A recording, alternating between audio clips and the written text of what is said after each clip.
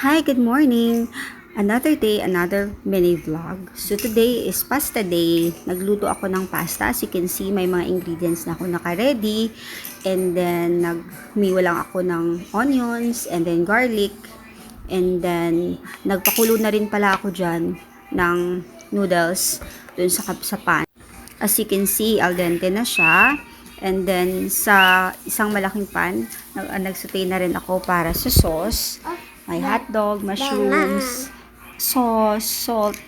Nilagyan ko na rin ng cheese. And then, naisipan ko, may sobra pala akong wheat bread. So, naisipan kong gumawa ng garlic bread para sa partner ng aming pasta today. So, ayun, kumuha ko ng honey, garlic, and then, konting asin, and then butter. Nilagay ko sa air fryer.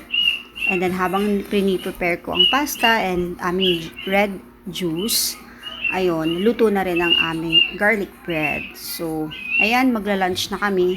And then, after that, bumiyahe pala kami pababa dahil mag-grocery kami ng konti lang. Konti lang yung gino-grocery namin kasi weekly dahil nakamotor lang kami. Ang hirap mag-drive. Tapos, maliit lang yung U-box. So, ayun, umuwi na rin kami pabalik kasi tapos na kami, baka mabutan kami ng ulan. Yan yung aming way na pauwi sa bahay. Look at that countryside life. And then, dyan pala sa may mga motor, dyan kami bumibili ng mga sariwang gulay. Napakamura lang. So, yan, daanan siya pauwi namin. And then, the following day, happy Sunday, pumunta kami sa beach kasi sumama kami sa kapitbahay na binisita namin yung nabili nilang beach lot ng kanyang kapatid. So, ayun, ano lang pa doon.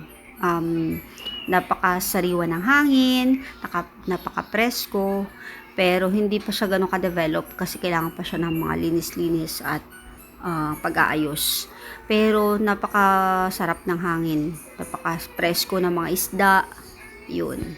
And then, nag-prepare sila mag-ihaw habang si Sid nangungulit, super hyper, naglalaro. Wala kasi siyang toys, kaya yun, naboboard siya. Ayan, kain na kami. Sobrang nakakaantok pala yung hangin dito, guys. As in, super sarap matulog.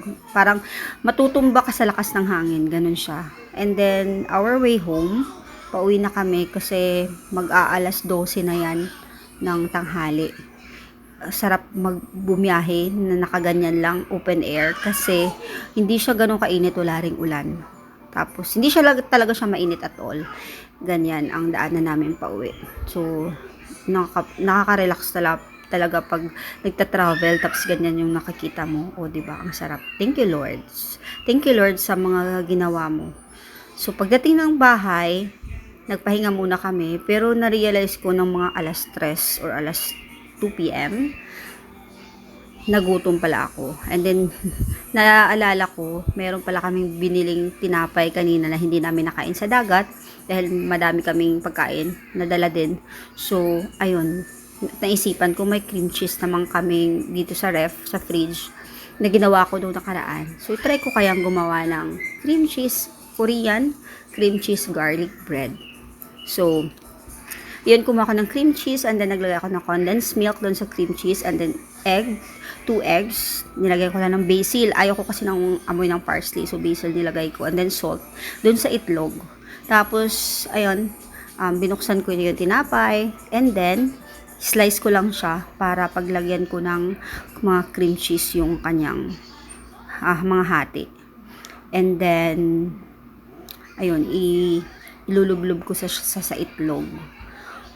In fairness kasi, hindi ko gusto yung amoy ng parsley na dapat original dyan sa Korean garlic, cream cheese, whatever. So, alternative ko na lang is yung basil.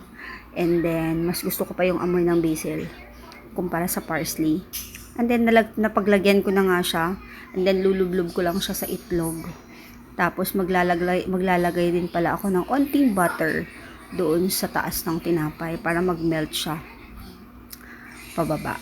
Ganyan. And then, naka-preheat na rin pala yung air fryer. And then, lalagay ko lang siya ng paper. And then,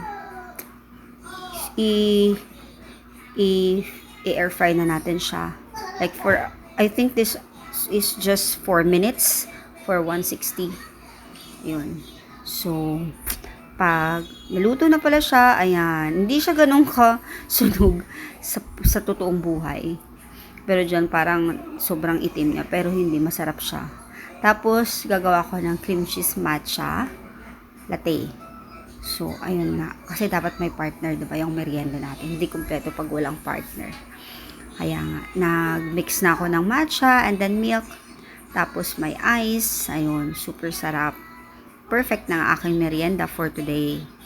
Ayan. So, ililipat ko na nga ang tinapay. Ayan, super yummy niya. So, syempre magbibigay tayo sa kapitbahay para masaya ang buhay. And then, taste test na tayo mga guys. So, ayun. Yan, ang sarap-sarap. O, diba? Libre na ang ating merienda. Hindi mo na kailangan umalis ng bahay para o kaya kumain sa labas para matikman mo yung mga ganyang pagkain. Pwede naman sa bahay, 'di ba? Kung anong meron lang, pwede gawa ng paraan. O 'di ba? Ang sarap-sarap. Kasi nagutom na din talaga ako niyan.